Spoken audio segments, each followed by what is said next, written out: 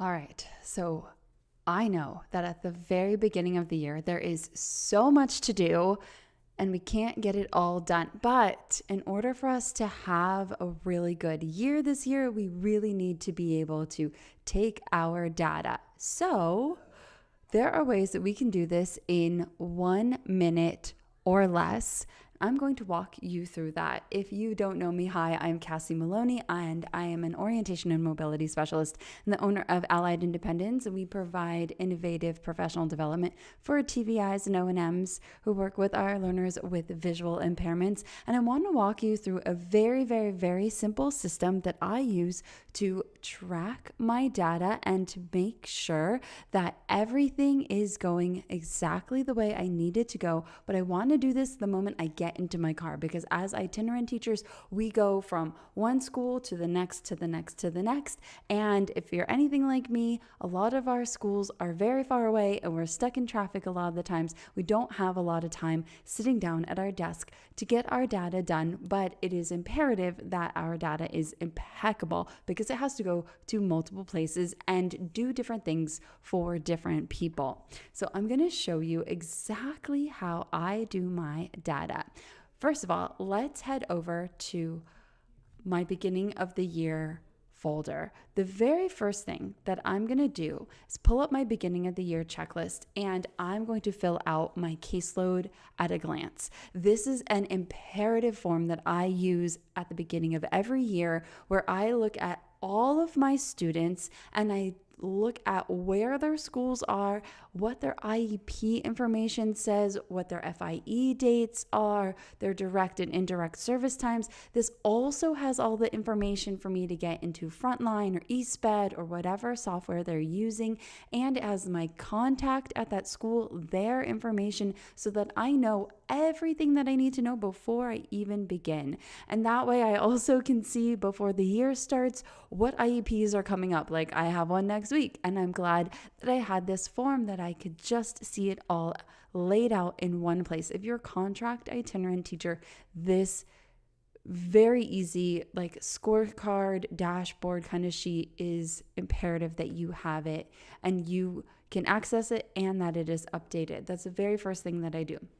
And then that tells me what my caseload is going to be for the year. Then the next thing that I'm going to do is really make sure that my data forms are up to date. Now, I changed my data forms again, and I like to make it as easy as possible. So I like to use Google Forms, and this is my Google form, and I'll walk you through how I set this up. So go ahead and get a Google form out, and I will show you step by step how I make this happen, and you can do it alongside me. First, of course, I'm going to have the year here and the weekly progress, and then also I like to have my students' names. Now, what will happen is on the back end, it will give you a spreadsheet, and that spreadsheet will then be broken up by student name and their information, and you can filter it however you want to filter it. So I have my students' names here as the first option.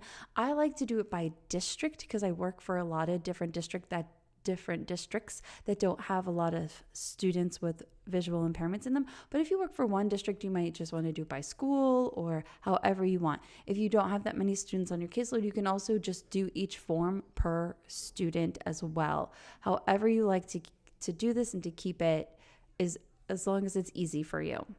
Then the next thing that I want to do is create what type of service did I do? Was it direct service? Was it indirect? Was the student absent? Because I need to notate that. And was this travel? Now, by travel, I specifically mean me traveling to that school, because me as a contract, I charge for my travel, especially when it's far away. So I need to know, was I just traveling between schools?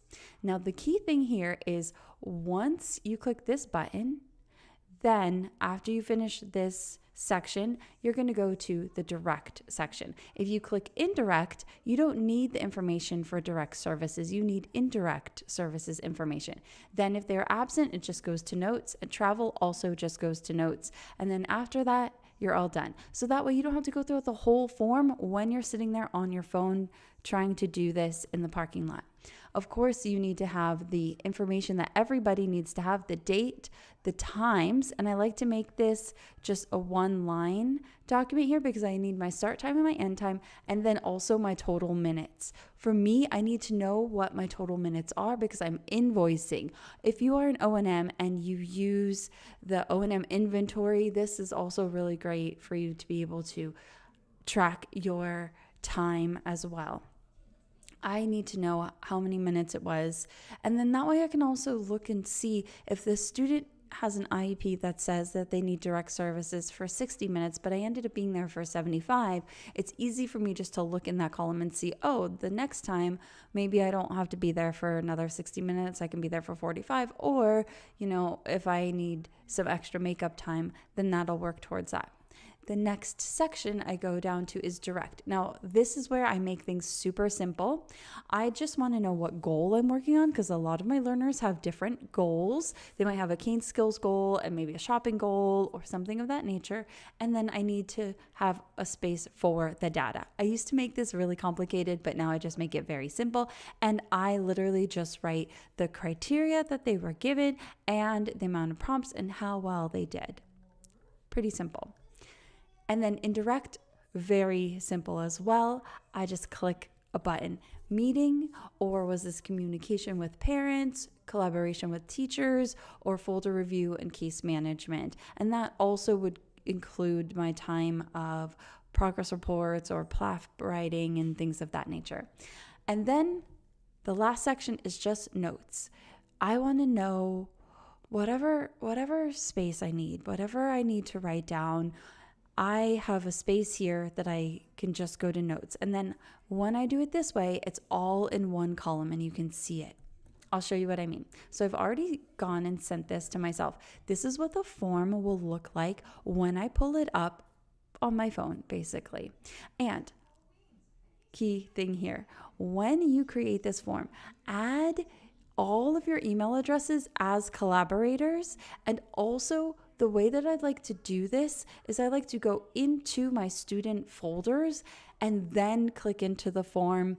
For some reason, doing it that way, I have not had an issue, but sometimes if I get locked out of my email because I have too many different email accounts, then it becomes an issue within this form. So I go in straight from my Google Drive and then I do it this way. But you can see that it's very simple. I can just fill in student A, direct service.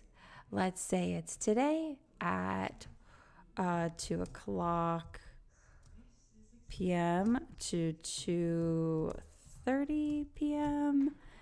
Okay, and then that's 30 minutes. Perfect. And then I can go to my goal.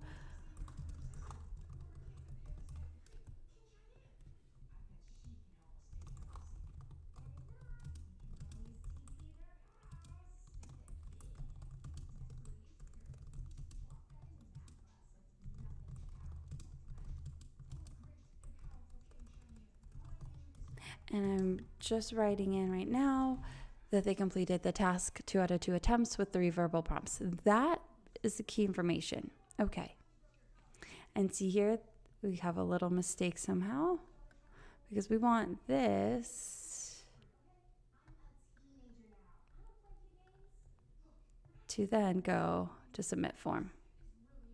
Great. And then notes. Or actually, let's go to notes next. That would be much better. Okay. And then it goes to notes. And you have it there. And the fix was super simple. And watch, you can see the responses really quickly here. See? Room familiarization, easy.